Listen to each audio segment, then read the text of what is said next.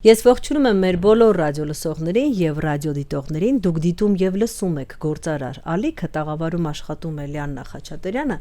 Թերևս կարող ենք ասել, որ այս պահին ձայնագրում ենք հարկեր, դուրքեր, կրքեր հաղորդաշարի տարբերվող առանձնակի թողարկում, քանի որ լրացավ ՓՄԶ ասոցիացիայի նախագահ Հակոբ Ավագյանի մեր ստուդիայում վարած հաղորդաշարի 1.5 տարին, հա, ճիշտ եմ հասկանում, պարոն Ավագյան։ Զգացողությունները արդեն 1.5 տարի է եթերով բարձրաձայնում եք ՓՄԶ վերաբերվող խնդիրները։ Նախ զգացողությունները առաջի հերթին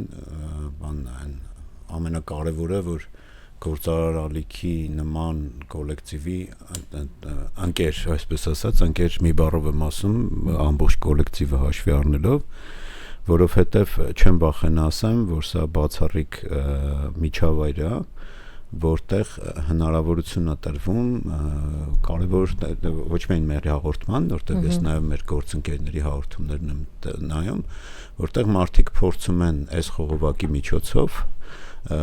հասցնել ոլորտային ու կարևոր խնդիրները, ու այդ գործընկերային միջավայրը իրականում ես ուզում եմ անդադ հիշում եմ, որ Գործարար ալիքի ամենասկզբից ներդրվող այդ գաղափարը եղել է հենց այս, ու ինքը պահպանել է։ Որոշ բաներ փոխվել է նախկինում լրատվական ռադիոն ու բանը հիմա,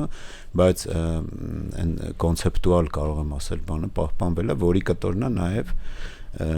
մեր այս հաղորդման ընդհանրապես գաղափարը ու սկսելը, հա։ Դրա համար շնորհակալություն։ Ինչ վերաբերում է մեր հաղորդմանը հարկեր դուրքերին,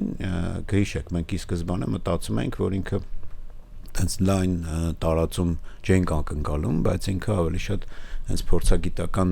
կտորն է վերցրել ու երբեմն նաև հյուրերից կախված, որոնց հետ էլի շատ դժվար է հրավիրել, կանչել, հաշվի առնելով, որ մի մասը պետական չինովնիկներ են, մի մասը նախկին չինովնիկներ են, որոնք ունեն իրենց օրակարգերն ու զբաղվածությունը, շատ դժվար է, ասենք, քո ուզած հյուրին շատ արագ հրավիրել, որովհետև հենց ինքն է այդ թեմայի պատասխանատուն եւ այլն։ Ամեն դեպքում backstage-ում, այսպես ասած, ահագին մեծ աշխատանք է, թե իմ, թե էլի գործարարի թիմի կողմից,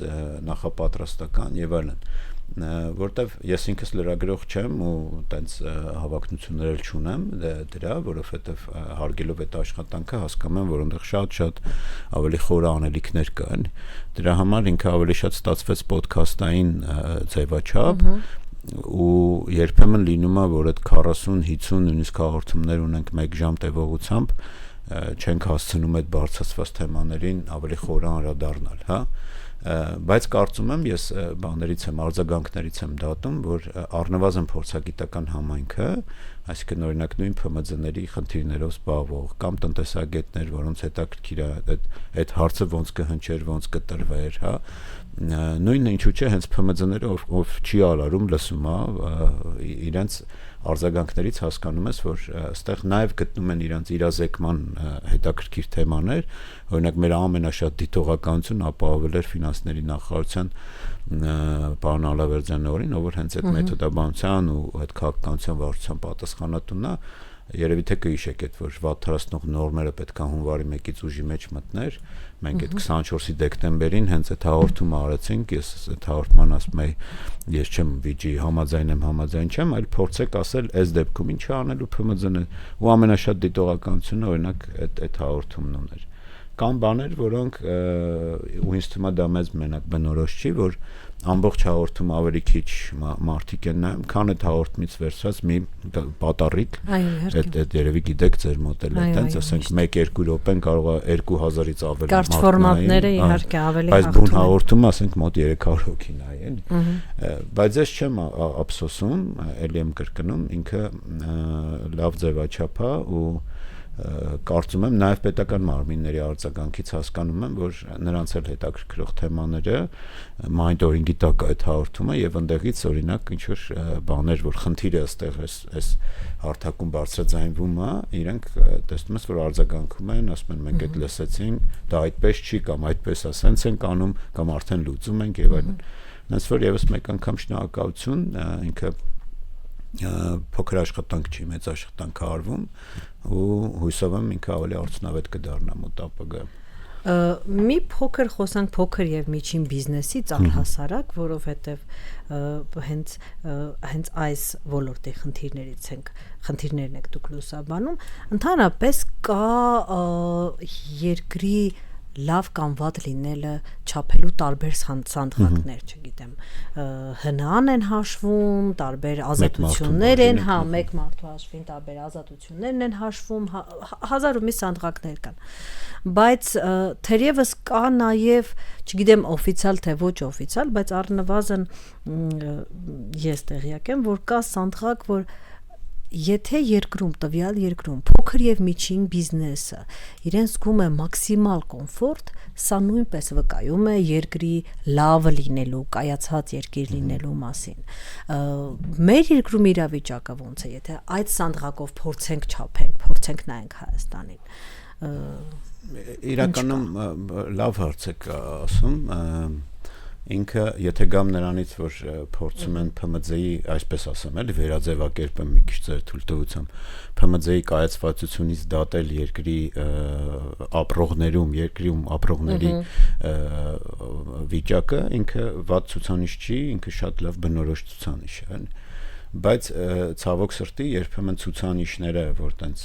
դե բնական է բոլոր պետական մարմինները փորձում են ամենաառաջինը ցուցանիշները ասել։ Ես դրա համար հարցրեցի ինչպես է իրեն զգում։ Հա, բայց իրականում ցուցանիշների հետևում, որը սովորական մարդիկ տենց կարող արագ լսեն մեկով կամ այլ պաշտոնական բաներով, անկախ նրանից որ ինքը լավ չի ապրում, ասում է դե ոնց որ ես ընդհանուր լավ է երևի եւ այլն։ Դրա համար շատ կարևոր է խորանալ ցուցանիշների մեթոդաբանության վրա, այսինքն ինչպես է այդ ցուցանիշները հաշվարկվում, հա։ Նույնը ՓՄԶ-ին է վերաբերվում, մեր երկրում ՓՄԶ չափորոշիչները դրված են ՓՄԶ աջակցության մասին օրենքով, օրինակ ասենք գերփոքր բիզնեսը համարվում է տարեկան միջև 100 միլիոն շրջանառություն ունեցող, միջև 10 աշխատակից եւ տարեվերջին իր ակտիվները 100 միլիոնը չգերազանցող, բայց օրինակ վիճակագրական կոմիտեն վերջի տարիներին է սկսել առանձին ՓՄԶ,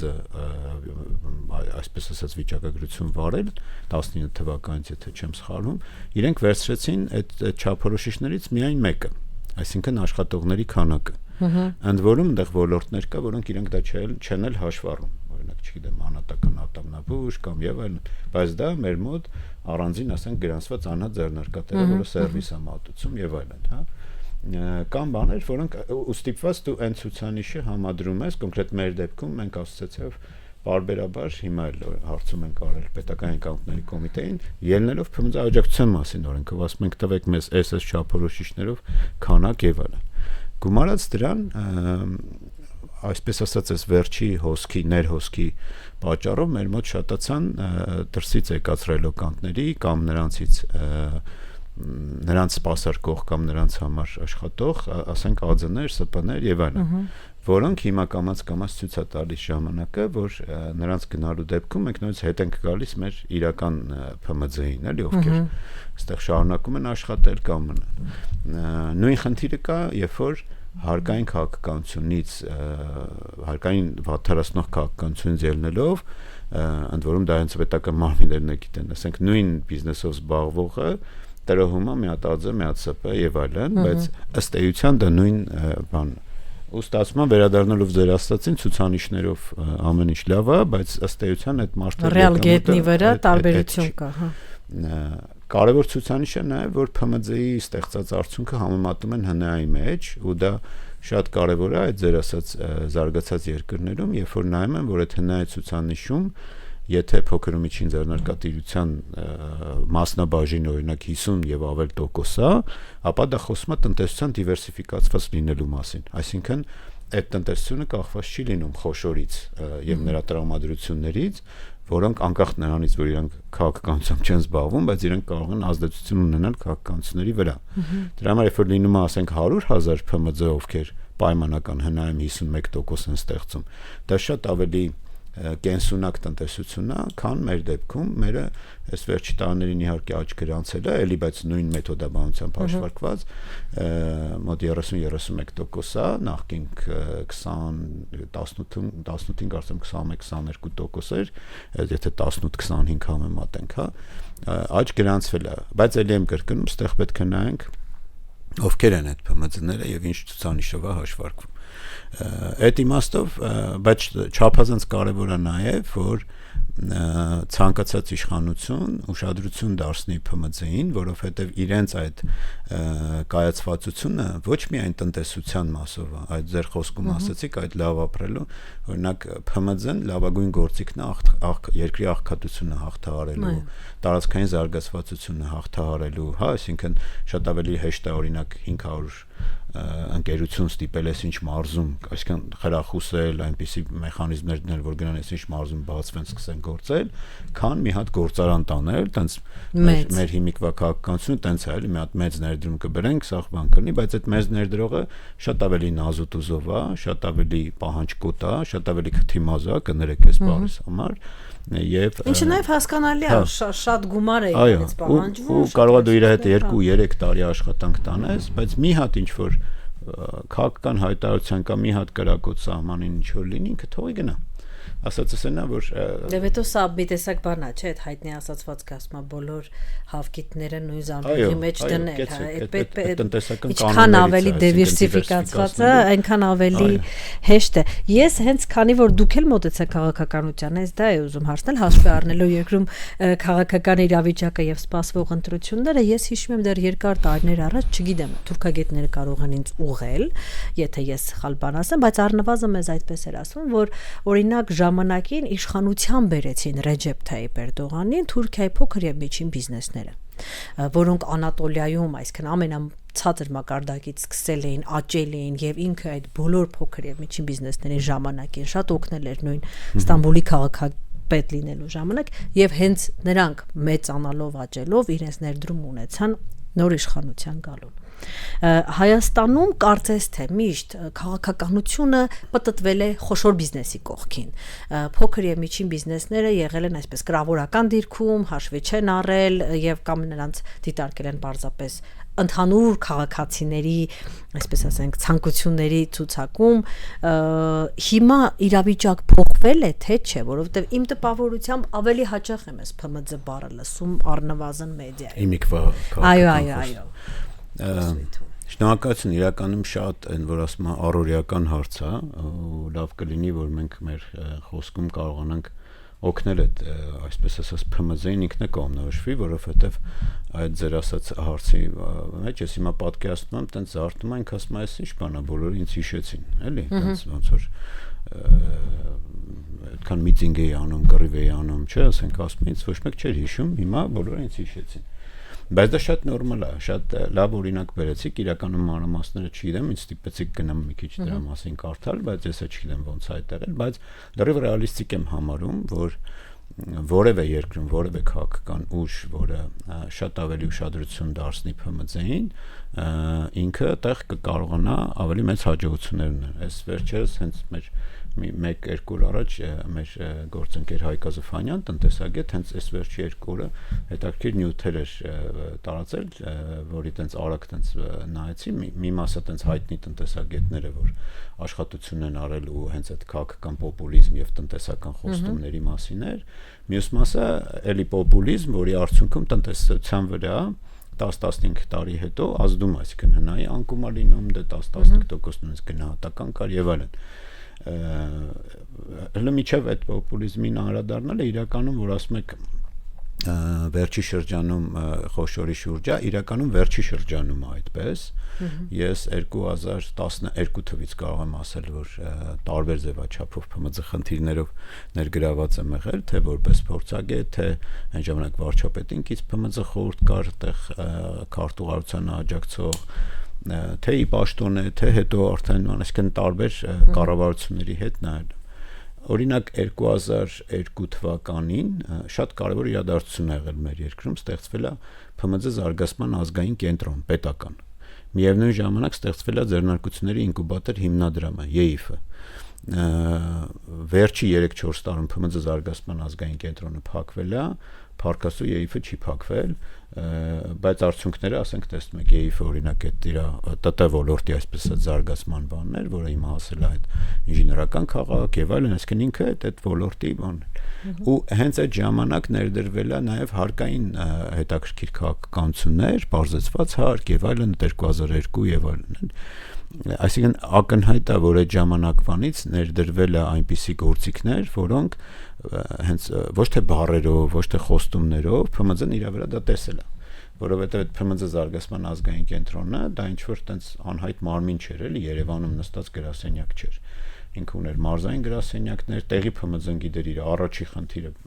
պարզապես կար ինչ որ հարցով գնալ ասել, սենց խնդիր ունեմ, ում դիմեմ, իրանք արդեն գիտեին, որ այդ մարդը հիմա ասենք պայմանական իրան պետքա պետական աջակցության ծրագիր, իրան պետքա արտահանման աջակցության, այսինքն այն որ առաջի գործընկերներ, որը ցավոք սրտի էլի կրկնեմ, վերջի 3-4 տարում փակվեց։ Փոխարենը ՓՄԶ աջակցության մարմին մենք չունենք եւ իրականում հիմիկվա քաղաքական ընդհանրապես այս քաղաքական մասով որ ասում են մի կարևոր բան էլ նշեմ, որ ընդհանրապես այս բիզնես ասոցիացիաները, միությունները, առևտրի պալատները, որ երբեմն տենց հայտարարում են, որ մենք ապաքաղաքական մարմին ենք, ինձ թվում է այս վերջերս մեր այդ ընկերոջ հետ խոսելուց շատ ճիշտ գաղափար եկա, որ ոչ թե մենք ապաքաղաքական ենք, այլ ապակուսակցական ենք, բայց քաղաքական իմաստով քաղաքականությունների վրա ազդեցություն ունենալու իմաստով այս կառույցները կան, կլինեն ու միշտ ունեցել են ազդեցություն։ Ինչպես կարելի է առհասարակ, եթե դու ունես բիզնես, եթե դու մուծում ես հարկել լինել ապաքաղաքական։ Միթե քեզ չի հետաքրքրում, թե քո հարկերը, քո գործի արդյունքը։ Եթե մի կտորն եք ասում, մի բջիջը, ասենք ինչ որ միության, դա կլինի ՏՏ մեր գործընկեր միության, չէ, ասենք IT, դա կլինի մերը, որ ավելի ծանր է մուլտիսեկտորալ է եւ հիմնականում գերփոքր բիզնեսի ձայնս ներկայացնում, դու ուզես չուզես, դու ոչ թե ուզես չուզես, դու հենց քո գործը է դա։ Քաղաքականությունը քո աշխատանքի արդյունքի շուրջ է ասոցիացիայի, ասենք, խորհրդի անդամներով մենք շատ ժամանակ ենք ծախսում տարբեր խորհրդի նիստերում, այսինքն պետություն մասնավորը երկխոսության հարթակներում լինելով, ինչ-որ օրենքի նախագծին ես պատասխան տալի, ինչ-որ կարծիք ես տալի, փոխում ես, այդ քո 5 հատ առաջարկից կարող է մեկը ընդունվի։ Իրականում շատ դժվարն է, ես այս բան եթե տենց մանավանդ որ ավարտվում է, այսպես ասած, այս գործող իշխանության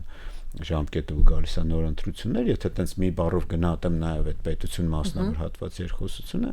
նաև այդ վատ երկխոսության արդյունքում է, որ այսօր նոր ստեղծվող կամ եղած քաղաքական բոլորի օրակարգում շատ մեծ տեղ ունի ՓՄԶ-ն, այսինքն վատ մշակված ՓՄԶ-ի նկատմամբ վատ մշակված քաղաքականությունների գեփն է, այդ բացն է թույլ տվել, որ հաջորդ քաղաքական ուժերը Հայաստանը հանդես է գալիս առաջարկով, որ փոքր բիզնեսը չի հարգվելու։ Ես առաջարկի օրինակ լսածներից առաջին մտքիս եկած առաջարկի բանի մասով չեմ մտնում, տեղ ասենք մասնագիտական բանա քննարկման առաջարկ Չենք խոսում որքանով է էֆեկտիվ, որքան որպես մեդիա, բայց այն որ իրանք ոչ միայն իրանք էլի, բոլոր քաղաքական ուժերը այսօր տնտեսական բլոկի ու ՓՄԶ-ն դնում են առաջի տեղում, դա կարծում եմ շատ ճիշտ է եւ երկրորդ դա արդյունք է նրան, որ գործող իշխանությունը հավուր պատշաճի չի նայել ՓՄԶ-ի հակառակը արել են վատթարացնող նորմեր ՓՄԶ-ի համար եւ տվել են այդ բանը բաց տեղը, որպեսզի դիմացինը գա եւ դա արդեն քաղաքական կուզեք պոպուլիզմով կլինի դա, իրական խոստումներով կլինի բան, բայց դա ոչ մեկից պետք չի նեղանալ, պետք է հետ գնալ նայել, որ ժամանակին մենք խոսել ենք ՓՄԶ-ի հետ, ժամանակին ինչ ենք արել փոքր ու միջին բիզնեսի համար։ Այդ ժամանակ կտեսնենք այդ ձեր ասած քաղաքականությունները, օրինակ ամենապարզ բանը ասեմ էլի, երբ որ Ես դա ուզում հասնել, օրինակ որն է ամենավնասակար 20%-ից իջացնում եք 18%, իսկ ՓՄԶ-ի հարկը համարյա ասենք 2 անգամ դրույքաչափը բարձրացվում է, իսկ արդյունավետ դրույքաչափը մեր տաղավարում թվերով նույն ֆինանսների փոխնախարարին, ԱԺՏ անձնաժողովի նախագահին ներկայացնում է, որ ասենք տեղեր կան, որ 3-4% արդյունավետ դրույքաչափը բարձրացել է։ Դա միայն հաշվարկային տոկոս է։ Եթե դրան գումարենք, որ անցած տարի հուլիսից հաշվապահներն ու իրավաբաններն էլ անցան ավելացված արժեքի հարկի դաշտ, հետևաբար նրանց ծառայությունը, որ ՓՄԶ-ի հարկը հաշվի, ապա նշանակում է հարկային բեռը, ոչ միայն դրույքաչափը, ինչքան ժամանակ է ծախսում ՓՄԶ-ն իր հարկը հաշվելու վրա, շատ ավելի բարձր է։ Պատկերացրեցիք, չէ՞, այսինքն ավելի թանկ մարժան է ծախսվում, որպեսզի այդ հարկը հաշվարկվի։ Եվ նրա հարկն է բարձրացել այդ ով որ այդ սերվիսը տալիս էր եւ այստեղ է բարթացել, որ ինքը նախկինում օրինակ շատ դեպքեր կար կարող էր ինքնուրույն անել, հիմա շատ դեպքեր կա որ ուզենալ ինքնուրույն չի կարող անել, որտեվ օրինակ շրջանառության հարկի գաղափարախոսությունը մերժվեց, տակը դրվել է շահութարկի գաղափարախոսություն, այսինքն ինքը դեֆորմացված մոդել է հիմա գործում են։ Այս ընդհանրապես հարկն եմ ասում, բայց ինձ համար շատ ավելի կարևոր է իմ առաջի ասածը, որ պետական ՓՄԶ ռազմավարություն այսօր չունենք ՓՄԶ աջակցության կառույց, որը, ասենք, պայմանական լավն ավատն այդ ռազմավարությունը ընդունել է կառավարությունը, ասում է, այս քայլն եմ անելու, այս քայլն եմ անելու, ով անելու, պատտվում է չկա այդ կառույցը։ Նախորդ ռազմավարության ձախողման հիմնական պատճառներից մեկը նաև ՏՀԶԿ գործընկերներն էին իրենց զեկույցներում անդրադարձել, հենց դա է։ Ասում են, եղբայր, դու ընդունել ես ռազմավարություն 2024, կատարող գրել ես ՓՄԶ զակ, չկա ՓՄԶ զակը։ Դրա համար, ասենք, ո՞նց է անելու այդ։ Վնասներից, այսինքն այն քայլերից, որոնք դուք ավելի ճիշտ ձևակերպեմ, այն քայլերից, որոնք դուք կգնահատեք որպես բացասական, հա, ՓՄԶ-ի ուղղությամբ, հարկերն էին միայն, որ քայլերը կնշեք։ Եթե մեծ պատկերում նշենք, ոչ միայն հարկերը, էլի կրկնվեմ, որ ՓՄԶ-ին վերաբերվող օրենքներն ու կարգավորումները ընդունվում են առանց խոր ազդեցության գնահատում անելու։ Խոր ազդեցության գնահատումը դա չի նշանակում միայն են ոնց որ մեր խոսակցության սկզբում նշեցինք ստատիստիկ տվյալներ։ Դրանց հետևում կան ոչ ստատիստիկ տվյալներ։ Դրա համար պետք է դաշտային աշխատանք անել,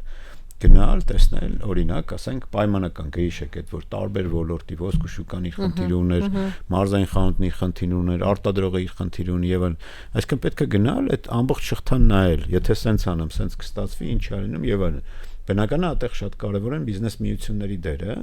ում ավելի շատ է ՓՄԶ-ն վստահում եւ նայում իր եւ պատմում իրական խնդիրը, իսկ եթե իրական ուզում ես քաղաքականություն որոշես, այսինքն իրականում ուզում ես փոքր ու միջին բիզնեսի կյանքը լավացնես, ապա դու պարտավոր ես իր հետ ավելի շատ աշխատանք տանել, ավելի շատ նույնիսկ իր փոխարեն վերլուծություն անել եւ նոր այդ որոշումը կայացնել։ Ոչ թե միայն առաջնորդվել պետական վիճակագրական թվերով։ Այսինքն առաջի կետը այդ կասեմ, որ որոշումները ընդունում, ընդ որում նույնիսկ ԵՄ դիրեկտիվաներով այսօր շատ հայտնի է բան think first small, տենց մի հատ իրանք բան ունեն, կոնցեպտ ունեն, նույնիսկ բոլոր քաղաքականությունները մշակելուց ասում եմ միած սկզբից փոքրի փոխարեն մտածի։ Փոքրի աչքերով նայես ռեֆորմ։ Պայմանական հանքարդյունաբերության վերաբերող ինչ որ բան են անում, բայց ասում անցկացրա այդ think first small test-ով դրա արդյունքում օրինակ իր շուրջ կամ իրանից կախված կամ իր վրա ազդեցություն ինչպես դա կազդի փոքր բիզնեսի վրա, որտեղ փոքրը չունի այդ ռեսուրսը, այդ լոբիստական հնարավորությունները, որ կարողանա քո վրա ավելի շատ ազդել, ասի եղբայր մի հատ ինձ էլ լսի էլի, այդ որ իր կյանքը փոխում ես, դրանից իմ մոտ էլ է վատանում ամեն ինչ։ Պարոն Նավակյան, ես մի անգամ լսեցի, որ Հայաստանում կարծեմ պարոն Ջրբաշյանն էր խոսքում ասել, որ Հայաստանը առաջիններից է, եթե նայենք ստատիստիկայով, այն մարդկանց ցուցակով, ովքեր փորձում են բիզնես բացեն։ Այդ ջեմներ չէ կարծեմ։ Հա, կարծեմ, լավ չեմ հիշում, բայց տպավորվեց, որտեղ պարզվեց մենք առաջիններից ենք, որ նախընտրում ենք բիզնես բացել, բայց նաև շատ արագ այդ բիզնեսները փակվում են։ Այսինքն ցանկությունը կա, թեկուզ փոքր բիզնես սկսելու, բայց միջավայրը այնպեսին չի, ինչպեսին մենք իրեն պատկերացնում ենք։ Ինչով է պայմանավորված այդ անհատ եւ միջավայր սխալ գնահատանքը, չգիտեմ, տարբերությունը, սպասումների եւ իրականության տարբերությունը։ Այդ թվերը չեմ հիշում, բայց հիշում եմ, որ տենց բան կար, այդ Global Entrepreneurship Monitoring-ն է այդ բանն, զեկույցը։ Բայց չեմ բացառում, որ դա ճիշտ է, որովհետև այդ հայկական գենետիկ ջիղի մասին է խոսքը, ուտեղ վատ բան չկա։ Չէ, դա շատ լավ է, հարցս հետևելն է ինչու ենք այդքան փակվում հետո, հա։ Ինչու է այն մյուս ցուցանիշը, որ էլի հիմա ձեռքից տակ չկա, բայց մեր նախորդ հյուրի մոտ այդ բերել է այդ ցուցանիշը, որ մեկ տարվա կյանք ունեցող բաների թիվը համարյա 10 քանի տոկոս էր եղած ակտիվների մեջ, էլի։ Պատկերացրեք, այսինքն այդքան փակվում են մեկ տարի հետո, էլի։ Ուզում հասկանամ, օրենքներն են վատը, հանրությունն է կիսագրագետ մոտեցում, ցուցաբերում։ Այո, այս պահին եւ ըստեղ էլի կարևորագույն խնդիրը, որ դու այդ պետական ինստիտուտ, եթե մենք առաջնորդվում ենք այն կոնցեպտով, որը ցավոք սրտի էս վերջին քաղաքական հայտարարություններում լսում ենք, որ գնացեք կրթվեք կամ մենք ինչ մեղավոր ենք, որ դուք աղքատ եք եւ այլն,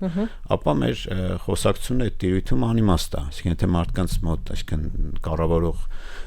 որոշում կայացնող մարդկանց մոտ այդ թեզն է, ապա եթե մարդը ասում է, եթե մենք մեղավոր չենք, որ դուք տգետ եք, ինքը չպետքա ըստ տրամաբանությունը եթե շարունակենք, չպիտի նաև հարկ վերցնի ինձնից։ Կամնեց։ Չէ, բացի դրանից մենք երբեմն երբ որ պետքա լինում համեմատում ենք, ասում ենք սա մեծ ընտանիք է, չէ, բոլորս պետքա մեր հարկային մուտքը անենք, որ ընտանիքը լավ ապրի եւ այլն, բայց այն որ ընտանիքի գլուխ ընտրված մարդս մեզ ի մեղավոր են, որ 7-րդ զավակս, ասենք, բանա կրթված չի, հա, բայց պետք է հարցնես ինչն է, այսինքն պատճառ հետևանք ինչն է, օրինակ, ասենք, արդեն քանի տարի է մեր մոտ ՓՄԶ-ների մեծամասնությունը առևտրական գործունեությամբ են զբաղվում։ Նրանց մեծ մասը տեղակայված են տոնավաճառներում եւ այլն։ Երբ որ շատ ես փորփրում հետ ես գնում, հա, սրա պատճառ հետևանք եղել այն 90-ական թվերին, երբ որ աշխատանք չկար, մարդիկ փորձում էին հարևան երկրներից ինչ որ սեղանիկ էին բացում, հիշում եք, հա։ Ու հիմա դրանց մեջ ընդ որում կատաստրոֆիկ շատ կրթված մարդիկ կային, այսինքն գիտնականներ, բաներ, որոնք փող չունեին եւ ստիպված անցել էին դրան։ Ոչ լավ կյանքից, չէ՞, այդ մարդկանց հետ երբ որ խոսում ես, ասում ես ինչ բան։ Բայց 1, 2, 3, երբ որ ինքը տեսնում է, որ դա հեշտ, ընդ որում առևտուրը, եթե այդպես մեծ խոշոր խմբերով բաժանենք, առևտուր, ծառայություն, արտադրություն, ամենաարագ փող բերողն է եւ ամենահեշտ, այսինքն տրայեկտորիան པարզ է, էլի, ստեղից անում ես, ստեղանում ես առևտուր, ծառայություն, ամենածանրը մեր երկրում, որը արտադրությունն է, որը ասենք այսօր ամենափոքրամասնությունն է, եթե տենց վերցնենք ՓՄԶ-ի մեջ, ընդհանուր մեր տնտեսության մեջ, էլի։ Իսկ այդտեղ ինչ է անում պետությունը, չէ՞, պետքա խառնվի, խրախուսի, ասի լավ նույն այդ առևտրով զբաղվեն, ասել ես, եթե դու էս անես, ես քեզ կտամ այս արտոնությունը, այս միջավայրը, այս արտադրական զոնան անվճար, ասենք, բանով, արտադրական տարածքով գնա,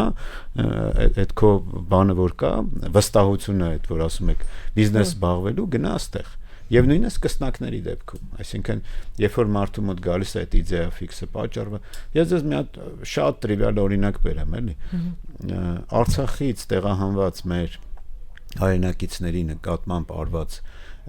իրենց համար արված այդ միջոցառումները, ասենք սոցիալական, չգիտեմ, չեմ գնահատական չեմ տալիս այդտեղ, լավ էր, վատ էր եւ այլն, ինչ բյուջեով էր, ոնց էր, ոչ մի միջոցառում չարվեց, որ իրանք բիզնես սկսելու լինեն։ Համեմատության համար ասեմ, ասենք օրինակ 2013 թվականին մոտ 20,000 իմի ունեցած տվյալներով սիրիահայ, որ եկավ Հայաստան, Սիրիայի պատերազմի պատճառով, ՓՄԶ ԶԱՔ-ը, այդ նույն որ պետական կառույցը կար, ինքը կոնկրետ պորտֆել մշակեց իրենց համար, օրինակ 5 միլիոն դրամ առանց գրավի վարկ էին տալիս, տարեկան 5%-ով, բիզնես պլանն էին օգնում նրանց գրելու, բացատրում էին մեր հարկային բաները, կանոնները, որը ֆունդամենտալ տարբեր էր, ասենք Սիրիայում գործող բիզնես կանոններից, սա ինչ է նշանակում, այսինքն հիմա այդտեղ պետությունը աջակցություն չպետք է ցուցաբերեր, որովհետև այդ մարդիկ ստիպված են, չէ՞, ներգաղթել ու հայտնվել այստեղ ու այդ ծանր վիճակում։ Հիմա նույնը վերցեք Արցախից տեղահանվածների։ Նրանց մեջ կան, եթե հանգիստ թողենք այն որ տենց այդ նարատիվը կա, հանքեր, չգիտեմ, այդ մարդկանց մասին չի խոսքը։ Այն իրական ՓՄԶ-ները, որը մի հատ հացի փորուներ, մի հատ սրճարան, այսինքն ինքը նույնիսկ պատրաստի բիզնես հմտություններով կամ սխալներով իր ունեցած փորձով անցած բաներ, ընտրեպրենյոր էր, այսպես ասած, ձեռնարկատեր էր, չէ՞, որին հիմա պատկերացրեք, եթե մեր մոտ բիզնես սկսելու համար միակ ֆինանսական աղբյուրը դա բանկերն է, որոնց մոտ էլ հենց գնում ես առաջի բան ասում կամ երաշխավոր կամ անշարժ գույք բան, այդ մարդը չունի ոչ անշարժ գույք, ոչ ունի երաշխավորի, այսպես ասած, բավարար հիմքեր, հետեւաբար այդ մարդը ինչ է անում, ասում է, ես չեմ կարող զբաղվել։ Այստեղ է որ նման դեպքերում, ընդ որում ասեմ ձեզ, այստեղ բազմաթիվ միջազգային կառույցներ ունեն ու տենց դեպքերում գիտեք այդ փախստականների տեղահանվածների ահագին մեծ ծրագրեր կան, որ ասենք եթե պետությունը համակարգեր ու բաներ կարողանային նույնիսկ առանց պետական բյուջեի վրա բեռ լինելով այդ ամեն ինչը իրականացնել։ Մանր մուներ ինչ-որ բաներ միջև հիմա էլ ցակուցրիվ ծրագրեր իրականացվում է, տեսած կլինեք, ասենք, կանանց ձեռներեցություն բան այդ բաների, ՀԿ-ների ու բաների միջոցով, բայց ինստիտուցիոնալ սա չարվեց։ Ընդ որում այստեղ հիմա պետք է նայենք, էլի դա էլի կրթական խնդիր էր, այո, բիզնես կրթական խնդիր էր։ Ինչքան էլ Արցախը մոտարկված էր ընդեղի կանոնները մեր օրենքներին, բայց միևնույն է ընդեղի բիզնես միջավայրը ուրիշ էր եւ այդ մարդուն պետք էր տրեյնինգ անել, պետք էր ասել։ Հիմա այդ մարդը եկել է սոված, երեխան պետք է գնա դասի, բանի փողի հարց ունի եւ ինչ է անում, գնում է մտնում տաքսի է քշում։ Իր այդ սախմտությունները ու բանը կորում է եւ հնարավոր այդ մոտեցումը կորում է։ Սա շատ տիպիկ օրինակ է այդ բաների, էլի, երբ որ մենք նույն օրինակ խնդիր ունենք, չէ, դեմոգրաֆիական էլի բան, Ջուրբաշյան հենց արած վերլուծություններից է, որ այդ ամենակարմիր լույսն է, չէ՞, մեր մոտ այդ դեմոգրաֆիական այդ մարդիկ ասում են հիմա ուզենք թե չուզենք լավ թե վատ քաղաքականությունների արդյունքում եկել էին, այսինքն տեղահանվել էին ու եկել էին Հայաստան, մեր հայրենակիցներն են։ Նրանց պետք է ամեն ինչ անենք, որ նրանցից ասենք, չգիտեմ, 3%-ը պակասեր էլի, այսինքն մնային այստեղ։ Իսկ դրա կարևոր կոմպոնենտը էլի ու կյանքն ու ժամանակը ցույց տվեց, որ դա էլի ՓՄԶ աջակցությունն է։ Այսինքն որ դու իրան ոչ թե ասա իրար քեզ պայմանական եմ ասում, իհարկե դա առաջի օրերի համար կարևոր էր, սնունդ, տակ ուտեստ, տանիք գլխի վրա, բայց եթե դու օրինակ իրան աշխատատեղ չես ապահովում, ինքը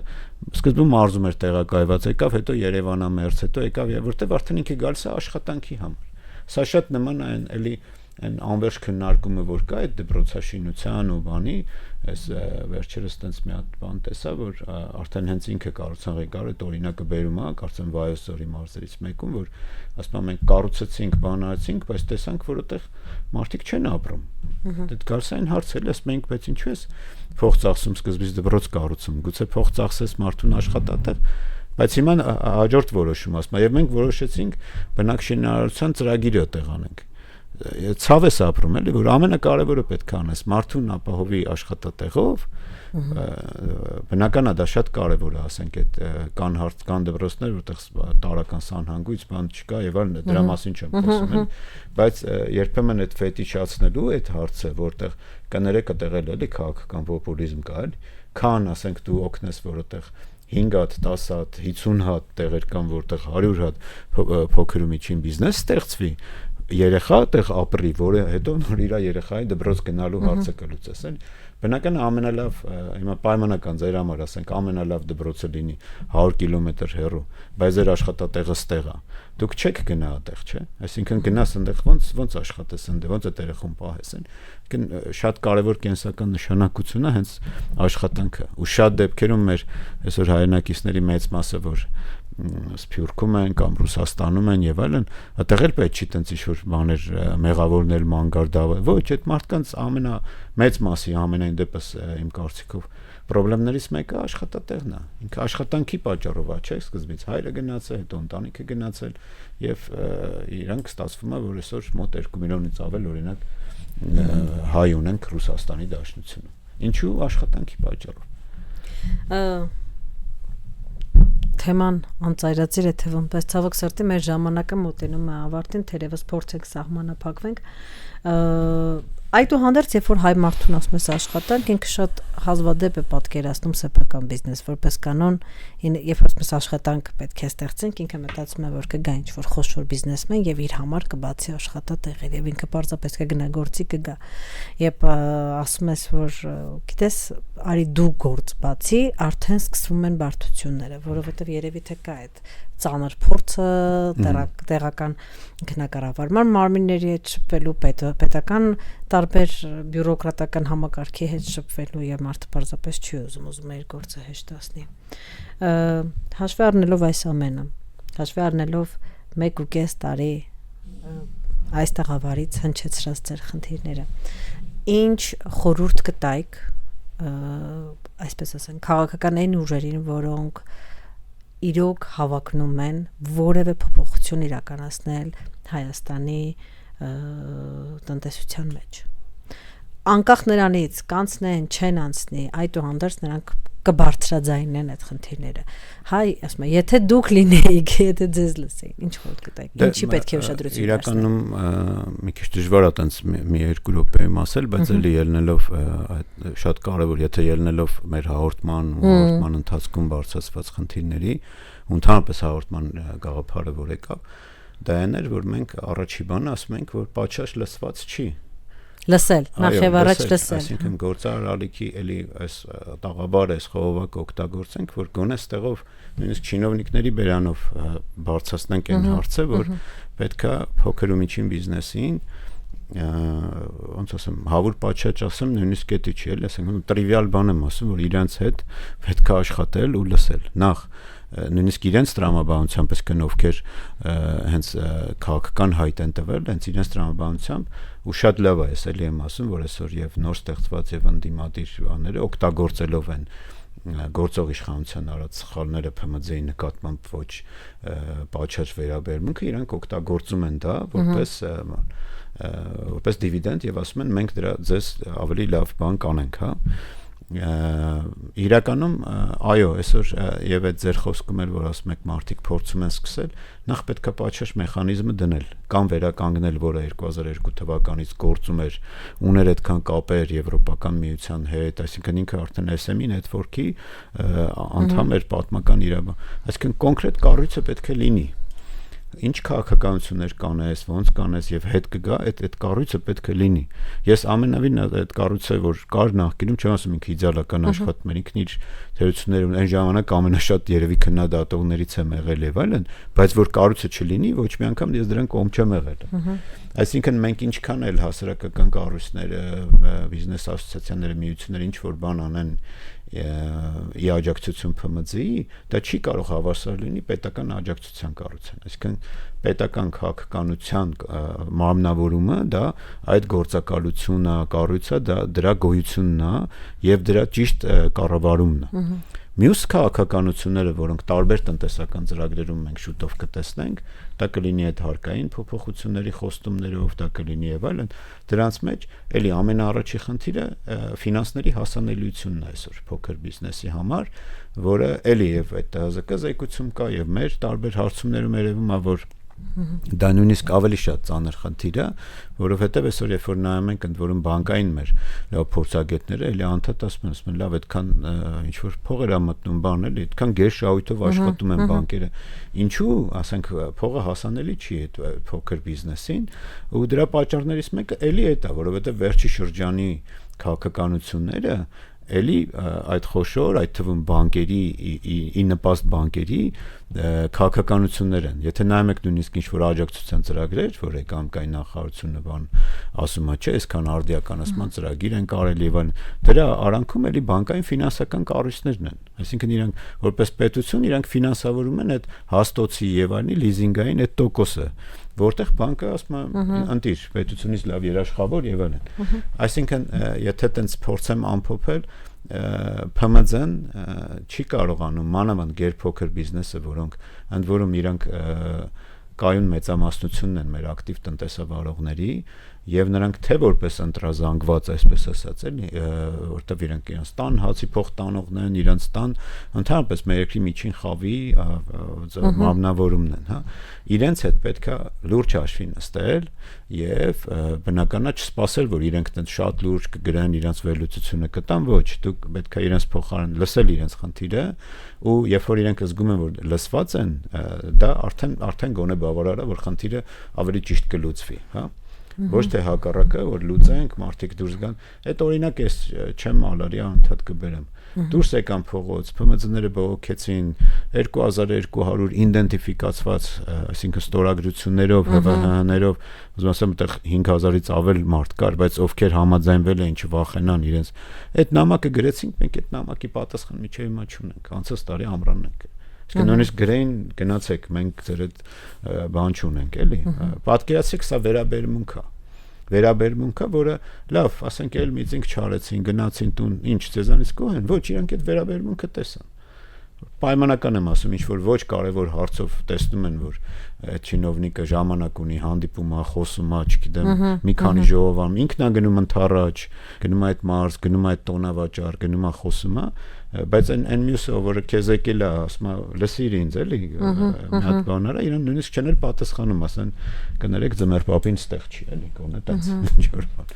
այսինքն այս շատ կարևոր է ու պետք չի ակնկալել որ ՓՄԶ-ն տենց շատ տենց լուրջ մասնագիտական վերլուծություն է տալու ոչ դրա համար ինքը ՓՄԶ է իրան մոտ դու պետքա գնաս ու իրան լսես ու իրան աջակցես ու տենց քաղաքականություններ մշակվի Առաջարկում է գործարարալիքը բոլոր քաղաքական գործիչներին լսել ՓՄԶ ասոցիացիային եւ ասոցիացիայի բոլոր անդամներին եւ անգամ անդամներից դուրս Պարոն Ավագյան, շատ շնորհակալ եմ։ Ես եմ շնորհակալ Զրույցի համար։ Ձեր թիմին, ըստ տաղավարին ու Մենք էլ ենք ընդհանրապես շնորհակալ։ բոլոր ձեր արված աշխատանքի համար։ Ես մեր բոլոր շատ շնորհակալ եմ։ Ես մեր բոլոր ռադիոլսողներին եւ ռադիոդիտողներին հիշեցնում եմ կրկին, որ դուք լսում եւ դիտում եք Գործարար ալիքը, հարկեր տուրքեր կրքեր հաղորդաշարի հատուկ թողարկումն ենք ձայնագրում ՓՄԶ ասոցիացիայի նախագահ Հակոբ Ավագյանի հետ, տաղավարում երկրորդ խոսափողի մոտ աշխատեց Լիաննա Խաչատրյանը։ Կհանդիպենք հաջորդ շաբաթ։ Շնորհակալություն։